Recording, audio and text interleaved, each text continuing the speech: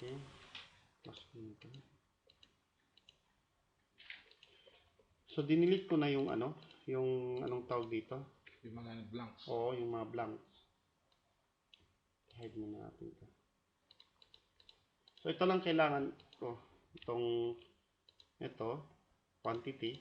Okay, ito yung quantity mo, di ba? Tapos ito. So, alisin na lang natin yung spacing.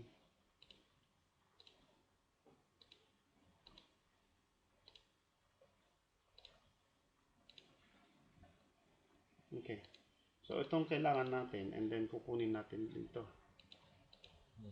Okay, tapos ito. Ito rin ang name ng resource name mo ng materials. Okay. So, meron na tayong kopya. Save natin to. So, ang una mong gagawin is kailangan dito ka muna pupunta. Okay. So, ito yun, di ba? Ito. Kasi lang, kaunti pa yung nagawa kong ano eh. Okay lang, walang problema. Materialis eh. Si taas pa. Hindi, lahat ng resources na to eh. Tama, ito. Ito pa lang. Yan. Ito pa lang, ano. So, pwede na natin i-delete to kung gusto mo. Sige. I-delete na lang natin. Ito lang kailangan natin eh. Para gawin natin, ano. Yan. I-delete na lang muna natin yan.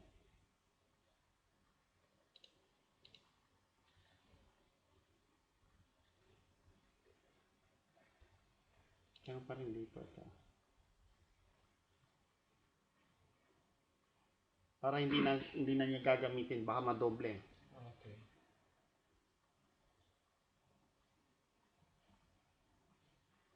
Ang gagamitin na lang natin dito is SDK, Software Development Kit.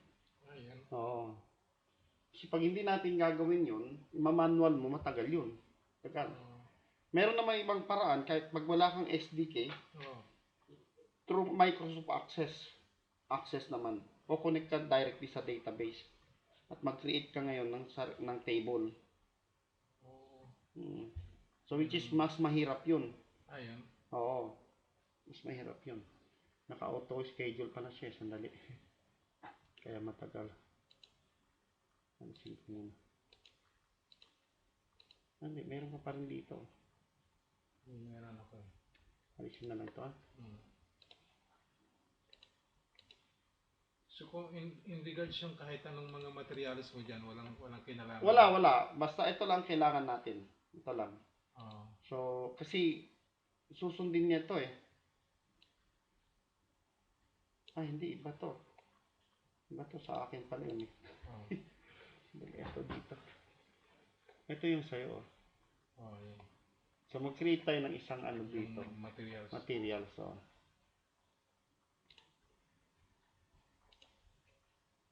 So, sabihin natin to. BHN na lang.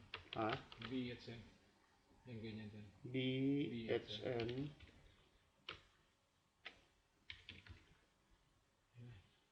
Lagyan ko rito ng M. Materials.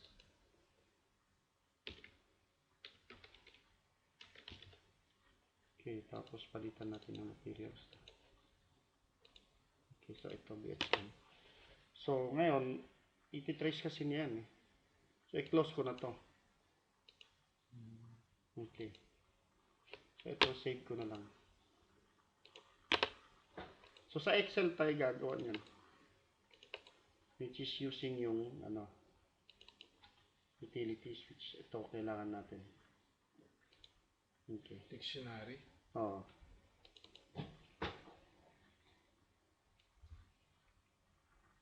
Yan na yung SDK niya? Oo.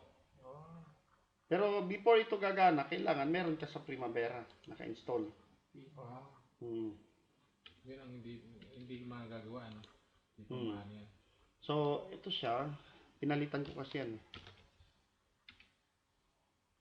Di ba nakakapag-download nito? O bibili mo talaga yung ano? Yung SDK, kasama yun sa disk. Pero ito siya, sa Excel, nada-download mo to doon sa Oracle mismo. Bibigyan kita niyo to kung meron kang wala namang problema. Okay. So, makikita mo dito, wala ang project. So, ang gagawin ko rito is update project muna. Madalas ko ito makita, dinanood ko ito ang ganito. Gusto kong pag-aralan. Hindi ko naman maano kasi kailangan pala meron kang naka-install. Kaya tingnan mo itong Primavera mo. I-open mo. Pag open mo, i-close mo muna kaya. Naka-open siya. Sige. Close mo muna. And then, i-open mo. Subukan mo i-open. Tapos. Yan. I-click mo muna to. O, isa lang siya eh. So, dapat tatlo o dalawa yan. Meron siyang PMSDK dito at saka JSDB. Yun ang wala ka. Oo. So, hanapin natin. Ito ba yun? Project mo? Wala nang iba, di ba? Ito lang yun. So, ito yung project mo. Kukuha ko ng resources. Pwede ko sabihin dyan sa ano yun, sa IT namin? Oo. Nandun yan sa CD. Install lang niya yun. And then, install niya yung other tools or components. Basta sabihin ko ng other tools and components. Oh, basta sabihin mo, pag insert ng CD, okay, iraran niya, wag install, modify. Mo-modify yun. Pag modify noon, ang mangyari is, hanapin mo doon sa tools na yun. Merong mga dapat naka-check yun. Naka-check yung PMSDK. PMSDK. Oo.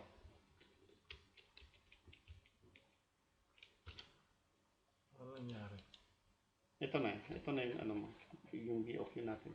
So, kailangan ko lang hanapin yung ID, which is yung ID natin is BHN.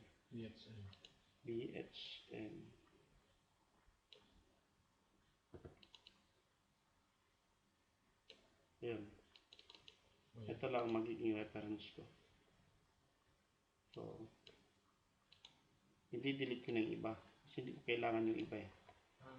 Oo, yan. Okay. So, itong iba, hindi na kailangan. Kasi pag hindi pwede delete yan, maapektuhan siya. Kukuha lang ako ng reference na isa. Okay.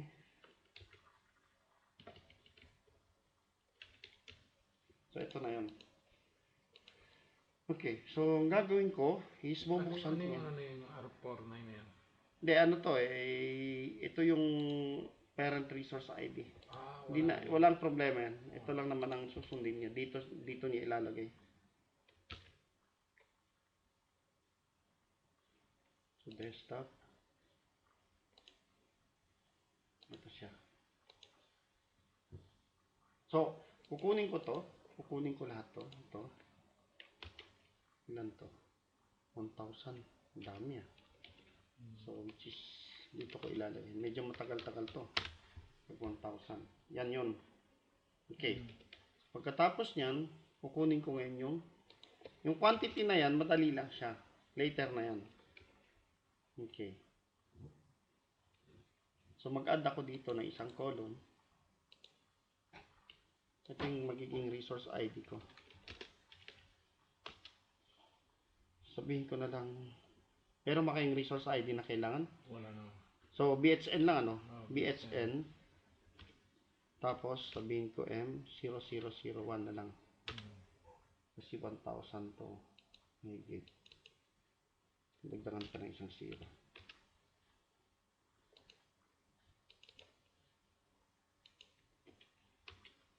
So, 1,005. Madami siguro pag 1,000. Yan.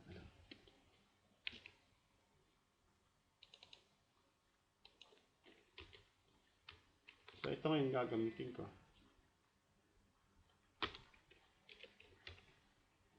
So, dito ko ilalagay yun. Yung number na yun. Oo. So, hanggang doon sa dulo yan. Ngayon, ito siya. Kokopyahin ko na lang. Yan.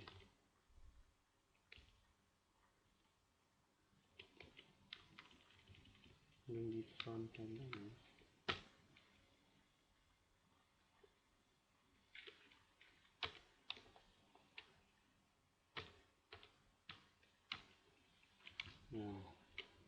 Nandyan lang. Parang reference pa rin. Oh, reference lang yan. Paano yung dollar? Okay lang yan? Walang problema yan. Madali yung palitan. So, tapos delete na ito. So, pag delete niyan, okay na. Tapos na yan. And then, ang susunod gagawin is, isa-set na natin siya. Set. Get yun, tapos set ito. So, dapat, magiging 100% yan. Medyo matagal-tagal konti. Papasok na yan dun papasok na sa database. Automatic na yung papasok sa database. Ganon lang siya kadali. Kaya lang, since madami, matagal-tagal konti yan. So pagka inano ko to, yung kinuha ko yung ngayon dyan sa'yo, pag meron na. Walang problema. Oo. Meron na agad yun. Meron na siya.